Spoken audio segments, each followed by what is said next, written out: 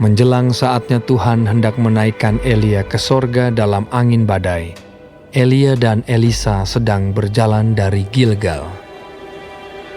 Berkatalah Elia kepada Elisa, "Baiklah tinggal di sini, sebab Tuhan menyuruh aku ke Betel." Tetapi Elisa menjawab, "Demi Tuhan yang hidup dan demi hidupmu sendiri, sesungguhnya aku tidak akan meninggalkan engkau." Lalu pergilah mereka ke Betel. Pada waktu itu, keluarlah rombongan nabi yang ada di Betel mendapatkan Elisa. Lalu berkatalah mereka kepadanya, "Sudahkah engkau tahu bahwa pada hari ini Tuhanmu akan diambil daripadamu oleh Tuhan, terangkat ke sorga?" Jawabnya, "Aku juga tahu. Diamlah." berkatalah Elia kepadanya, "Hei Elisa, baiklah tinggal di sini, sebab Tuhan menyuruh aku ke Yeriko." Tetapi jawabnya, "Demi Tuhan yang hidup dan demi hidupmu sendiri, sesungguhnya aku tidak akan meninggalkan engkau." Lalu sampailah mereka di Yeriko. Pada waktu itu, mendekatlah rombongan nabi yang ada di Yeriko kepada Elisa serta berkata kepadanya, "Sudahkah engkau tahu bahwa pada hari ini Tuhanmu akan diambil daripadamu oleh Tuhan, terangkat ke sorga?" Jawabnya, "Aku juga tahu. Diamlah." berkatalah Elia kepadanya, "Baiklah tinggal di sini, sebab Tuhan menyuruh aku ke sungai Yordan." Jawabnya, "Demi Tuhan yang hidup dan demi hidupmu sendiri, sesungguhnya aku tidak akan meninggalkan engkau." lalu berjalanlah keduanya. 50 orang dari rombongan nabi itu ikut berjalan, tetapi mereka berdiri memandang dari jauh ketika keduanya berdiri di tepi sungai Yordan. Lalu Elia mengambil jubahnya, digulungnya, dipukulkannya ke atas air itu. Maka terbagilah air itu ke sebelah sini dan ke sebelah sana, sehingga menyeberanglah keduanya dengan berjalan di tanah yang kering. Dan sesudah mereka sampai di seberang, berkatalah Elia kepada Elisa, "Mintalah apa yang hendak kulakukan kepadamu sebelum aku terangkat daripadamu." Jawab Elisa, "Biarlah kiranya aku mendapat 2 bagian dari rohmu."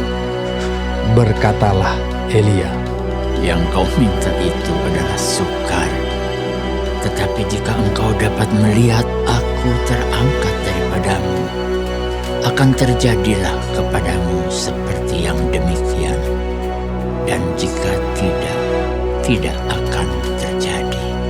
Sedang mereka berjalan terus sambil berkata-kata, tiba-tiba datanglah kereta berapi dengan kuda berapi memisahkan keduanya. Lalu naiklah Elia ke sorga dalam angin badai. Ketika Elisa melihat itu, maka berteriaklah ia, "Bapakku! Bapakku! Kereta Israel dan orang-orangnya yang berkuda!" Kemudian tidak dilihatnya lagi, lalu direngkutkannya pakaiannya dan dikoyakkannya menjadi 2 koyakan. Sesudah itu, dipungutnya jubah Elia yang telah terjatuh. Lalu ia berjalan, hendak pulang dan berdiri di tepi sungai Yordan. Ia mengambil jubah Elia yang telah terjatuh itu, dipukulkannya ke atas air itu sambil berseru, "Di manakah Tuhan Allah Elia?" Ia memukul air itu, lalu terbagi ke sebelah sini dan ke sebelah sana, maka menyeberanglah Elisa.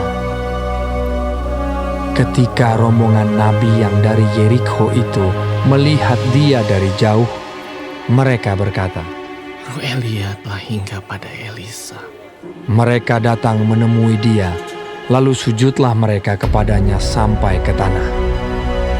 Mereka berkata, "Coba lihat, di antara hamba-hambamu ini ada 50 orang laki-laki, orang-orang tangkas. biar mereka itu pergi mencari Tuhanmu. Jangan-jangan ia diangkat oleh roh Tuhan dan dilemparkannya ke atas salah satu gunung atau ke dalam salah satu lembah. Elisa menjawab, Janganlah suruh pergi.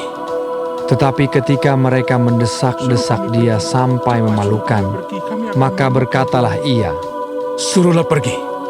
mereka menyuruh 50 orang. Orang-orang ini mencari 3 hari lamanya, tetapi tidak bertemu dengan Elia.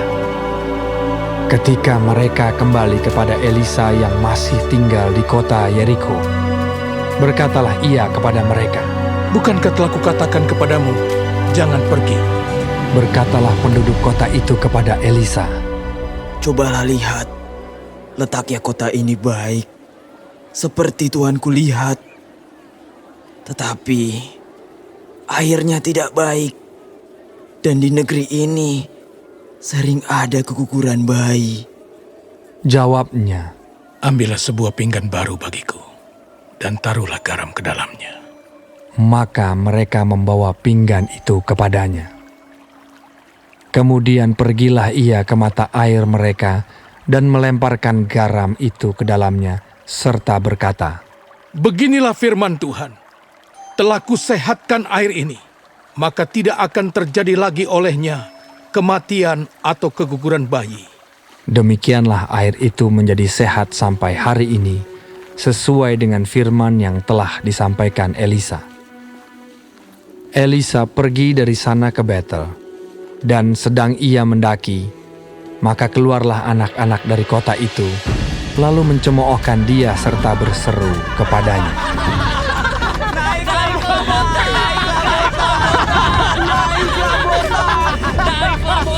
Lalu berpalinglah ia ke belakang, dan ketika ia melihat mereka, dikutuknyalah mereka demi nama Tuhan. Maka keluarlah 2 ekor beruang dari hutan, lalu mencabik-cabik dari mereka 42 orang anak. Dari sana pergilah ia ke Gunung Karmel, dan dari sana pula kembalilah ia ke Samaria.